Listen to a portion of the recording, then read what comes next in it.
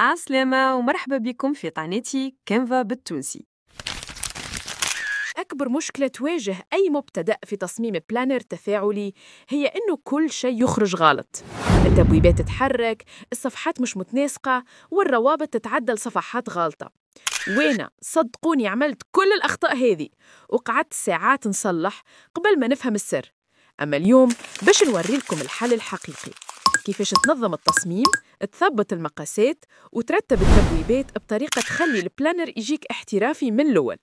أنا تعلمت بالطريقة الصعيبة، واليوم قررت نشارككم الطريقة الصحيحة اللي تمنيت نعرفها من الأول باش تصلحوا الأخطاء قبل ما تقعوا فيها وتخرجوا بلانر منظم، نظيف واحترافي. إيميلا، فاش تستناو؟ يلا نبداو التصميم. هذه الواجهة متاع تطبيق كانفا. نهبط لوطا وننزل على ديمونسيون بيرسوناليزي باش تتحل لنا الصفحة هذه. نكتبوا المقاييس المناسبة للبلانر التفاعلي واللي هي 1536 في 2048 بيكسل بالطبيعة باش يتحل لنا مشروع جديد. وأول حاجة نبداو بها هي الخلفية. أنا حبيت يكون البلانر واقعي بما أنه هو ديجيتال باش المستخدم يحس روحه ويكتب على بلانر حقيقي، فاخترت خلفية كيما طاولة المكتب الخشبية. ننزل على النقاط 3 لهنا، من بعد ننزل على définir l'image comme arrière-plan. من الباغ لوتا ننزل على غوتورني باش نقلب التصويرة للجهة الأخرى، ونزيد ننزل على غونيي باش نبعد الفنجان هذا شوية.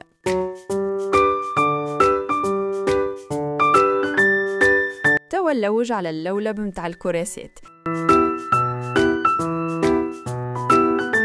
أنا اخترت هذا باش نصغر فيه شوية، ومن غوتورني باش نبدلو الاتجاه نتاعو خاطر البلانر عربي وهو اللي صممناه مع بعضنا في الفيديو اللي فات. نعمل له دوبليكي ونجمعهم زوز مع بعضهم. توا من إليمون نلوج على فريم يكون سامبل باش نحطو خلف اللولب هذا، من بعد نحلو في الاتجاهين كما تشوفوا.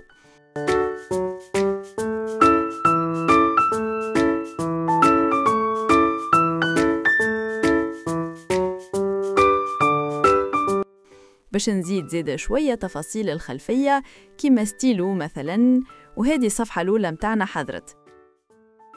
توا باش نعملو صورة مصغرة للتصميم باش يسهل علينا تكرار الصفحات.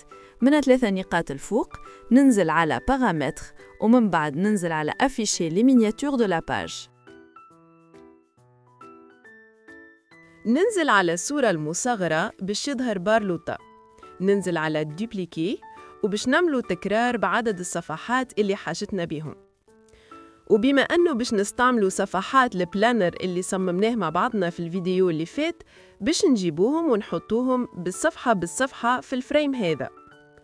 ننزل على الصورة المصغرة، من بعد ننزل على الفريم، من بعد ننزل على الرومبلاسي باش تتحللنا الجالوري، ونختاروا الصفحات اللي حاجتنا بيهم بالوحدة مش الكل فرد مرة. نواصل العملية هذه لين نكمل الصفحات الكل.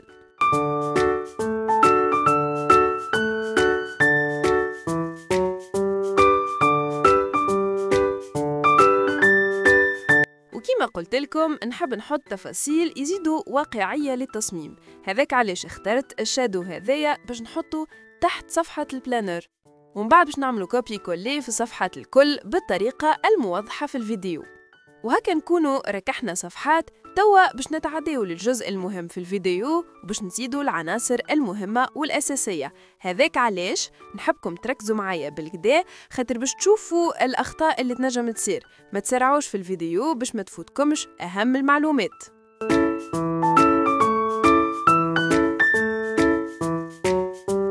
من Elements نلوجوا على الريكتانجل هذايا باش نعملوا به التابس أو التبويبات اللي كيف تنزل عليها تتنقل بين الصفحات بسهولة. نصغروا فيه شوية ونعملوه أغوندي على الجوانب، ونزيدوا نصغروا فيه ونقلبوه عمودياً كما تشوفوا، وركحوه لهنا الفوق. لهنا باش نبدلوا اللون، أما للأمانة من بعد باش نزيد نعاود نبدل اللون أكثر من مرة خاطر ما عجبونيش.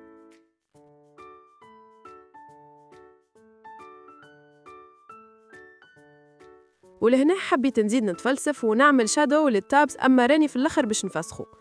انتوما تنجموا تخليوه، أما يلزم كيف تعملوا الروابط تردوا بالكم وتركزوا.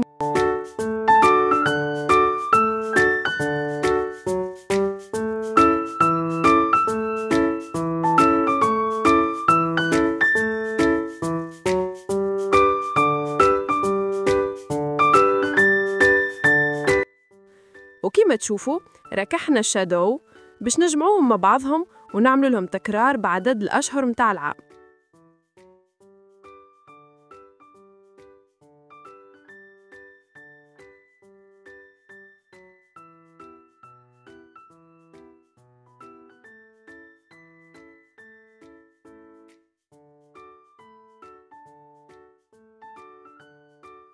توا باش نجمعهم الكل مع بعضهم.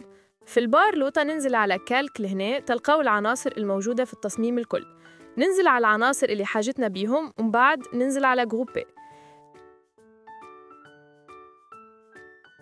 لهنا نحيت الجروبمون خاطر اكتشفت اللي ناقص تاب باش نعملها للكالندرية. زدتو باش نطلعهم الفوق ونعاود نجمعهم.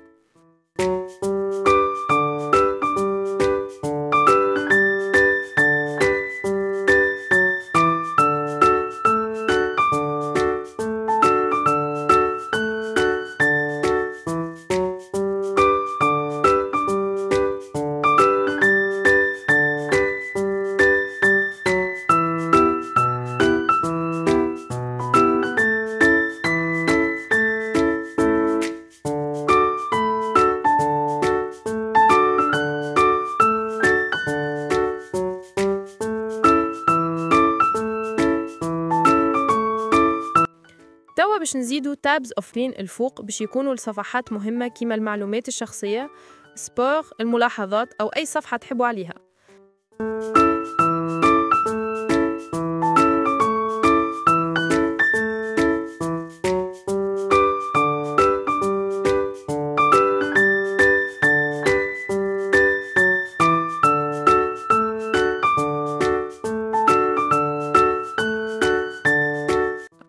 هادو عملت حجمهم أكبر شوية من الآخرين كيما تشوفوا باش نعمل لهم تكرار ونجمعهم مع بعضهم وباش نبدل لهم اللون.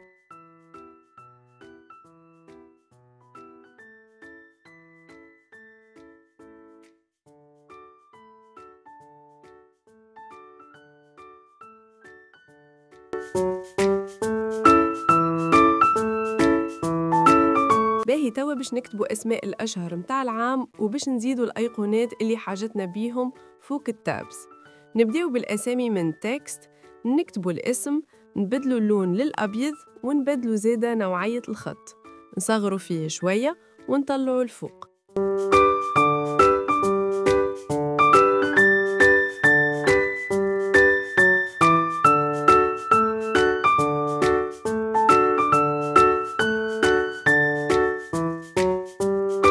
لهنا ما ركزتش كان لازم نحطه في التاب الثاني، أما مش مشكل، من بعد باش نتدارك الوضع ونريقلها، وهذه من الأخطاء اللي يصيروا عادي، ما تتقلقوش. كيما تشوفوا نعملها دوبليكي وكل مرة نكتب اسم الشهر etc. حاولوا تكون الأبعاد بين الأسامي أو حتى العناصر الموجودة في التصميم متناسبة ومتقايسة باش يكون التصميم احترافي.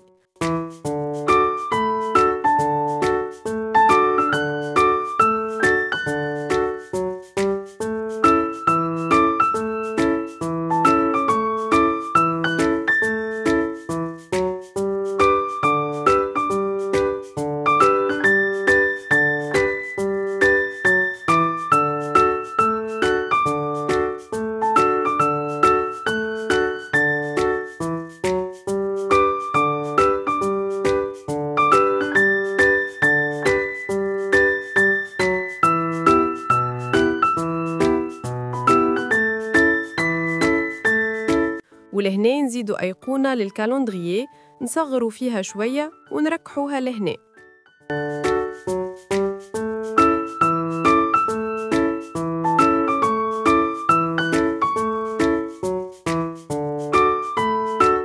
نتعديو توا للتابز لفوق وباش نحط أيقونات أخرى مختلفة.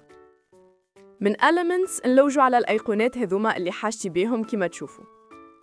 أيقونة تمثل المعلومات الشخصية، أخرى للرياضة والكتب، وأخيراً الملاحظات.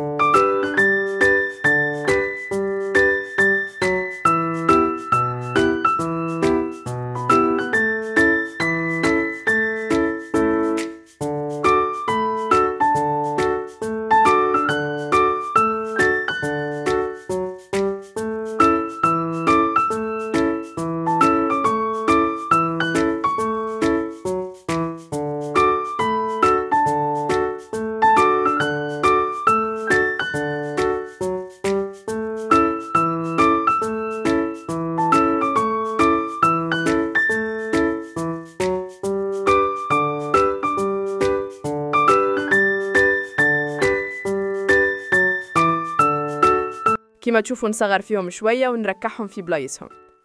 لهنا زادة غلطة أخرى تنجم تصير لكم، وهي أني كان لازم نزيد نصغر في الأيقونات، خاطر كيف رجعت التابز للتالي باش يكونوا فوق الصفحة وبارزين برشا، وباش يغلطكم كيف تعملوا روابط ويكون التصميم ناقص احترافية.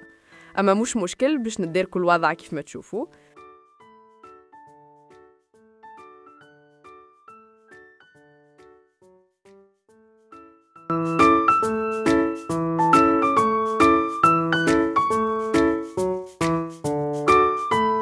توا باش نكتبوا أسماء الصفحات، خاطر هذايا مهم برشا باش من بعد نربطوهم بسهولة بالتابز اللي عملناهم. نجموا تعملوهم بطريقتين الواضحين في الفيديو كما تشوفوا، أما طريقة ثانية براتيك أكثر.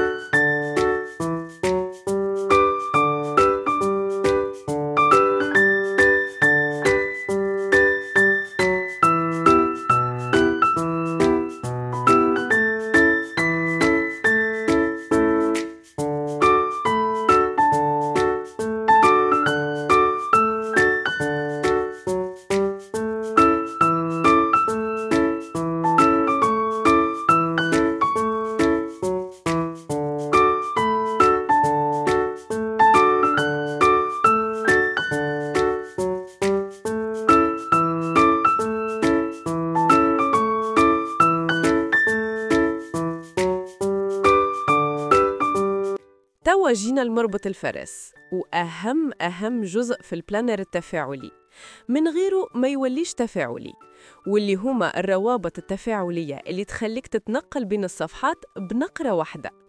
لاحظوا لهنا كيف ننزل على 3 نقاط الفوق ونهبط لوطة ما نلقاش كلمة ليان أو رابط. ألوغ كيف ننزل على الكلمة وننزل على 3 نقاط ونهبط لوطة نلقى كلمة ليان. تبع معايا الفيديو تعرفوا علاش من بعد. لهنا باش نعمل ربط للأيقونة هذه ننزل على 3 نقاط ونهبط لوطة ننزل على ليان. باش يتحللنا الخيار هذا نكتبه في المستطيل هذا اسم الصفحة، أو ببساطة نهبط لوطة باش نلقى أسامي صفحات. نختار الصفحة اللي حاجتي بها، من بعد ننزل على تغميني، وكما تشوفوا انضافت عنا رمز الليان. معناتها كيف تنزل على الأيقونة نتاع الرزنامة تهزك ديريكت لصفحة الرزنامة. توا نجيو للتابز هادوما، بحكم هما مجموعين مع بعضهم مع الشادو زادا متظهرش خيار الليان، ألوغ يلزمنا نعملو دي جروبي، وكما تشوفوا ظهرت كلمة الليان. لهنا أنا تسرعت وما ركزتش، en principe ما ننزلش ديريكت على الليان، خاطر هكا التابس الكل حتى شادو باش يتربطوا ديريكت بالصفحة اللي اخترتها، وهذا غلط وكارثة كان ما تنتبهوش. en principe كيف نحيت الجروباج ننزل جوست على المستطيل أو التاب اللي حاجتي بيه ونربطه بالصفحة المناسبة ليه.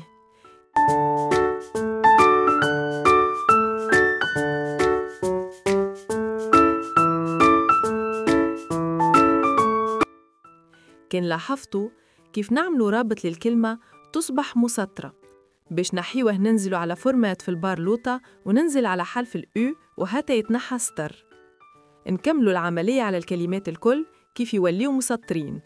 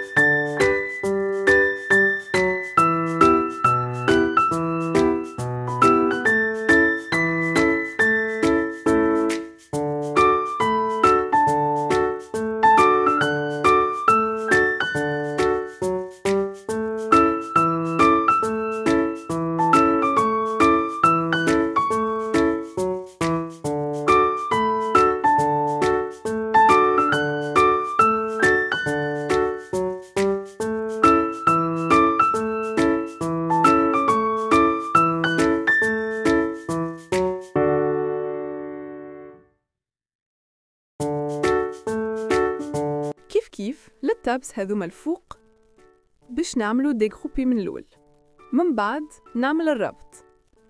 يقول القائل علاش نعملوا رابط للمستطيل وزادة للكلمة أو الأيقونة اللي موجودة فيه، باش كيف ينزل المستخدم على المستطيل متاع التابس أو ينزل على الكلمة الزوز ينقلوه للصفحة اللي حاجته بها. وهذا سر من أسرار البلانر الرقمي الاحترافي، وبرشا ما يقولوهاش المعلومات هذه.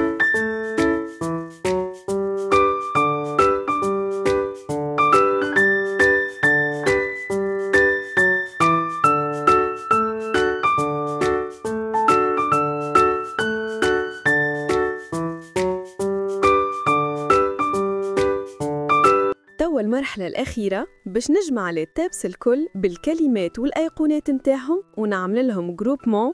من بعد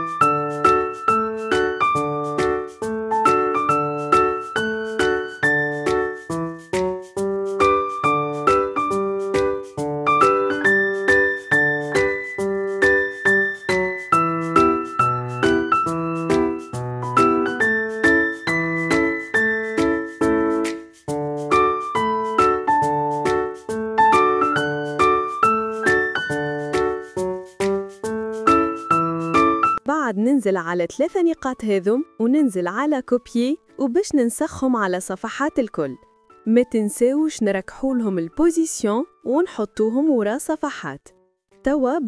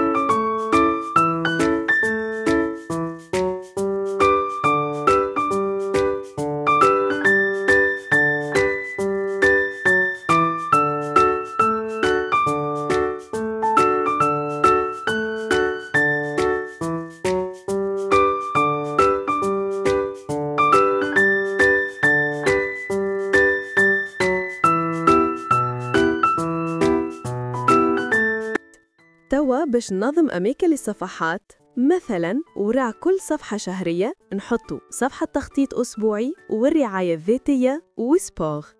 أنا وريتكم مثال وانتوما كملوا كيما تحبوا باش البلانر يكون احترافي وفيه اللي يستحقوا المستخدم بحسب ما تسمح به كانفا من عدد الصفحات.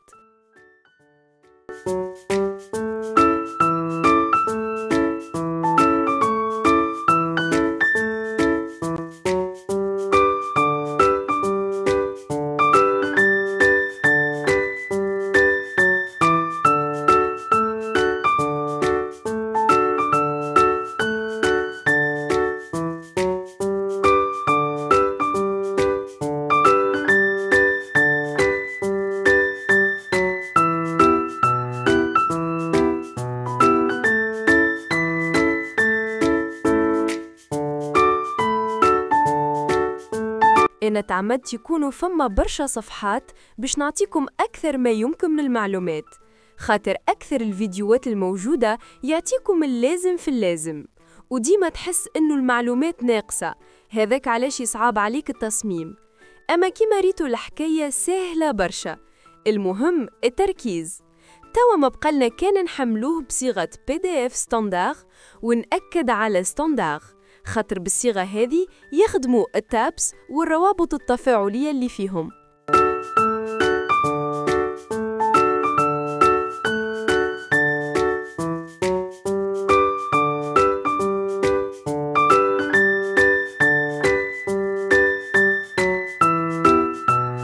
وهذايا كيما تشوفوا البلانر التفاعلي متاعنا، أو كيما نقولوا بالإنجليزية Hyperlinked Digital Planner. توا باش نشوفوا الروابط تخدم ولا. باش ننزل على جانفي، وكيما تراو نقولنا لصفحة جانفي باش نجرب شهر ديسمبر. اي فوالا، توا نشوفوا متاع سبار. اي فوالا، الملاحظات زيادة كيما تشوفوا تخدم ريغلا. إن شاء الله يكون الفيديو مفيد، مالغري طويل شوية وزيادة تفسيري واضح. وإذا صعبت عليكم أي حاجة اكتبولي في التعليقات وين نجاوبكم ونعاونكم باللي نقدر. إن شاء الله نكون فتكم ولو بالقليل. وإذا عجبكم الفيديو اعملوا لايك واشتركوا في القناة وفعلوا الجرس باش يوصلكم كل جديد. أتوتوت، باي باي.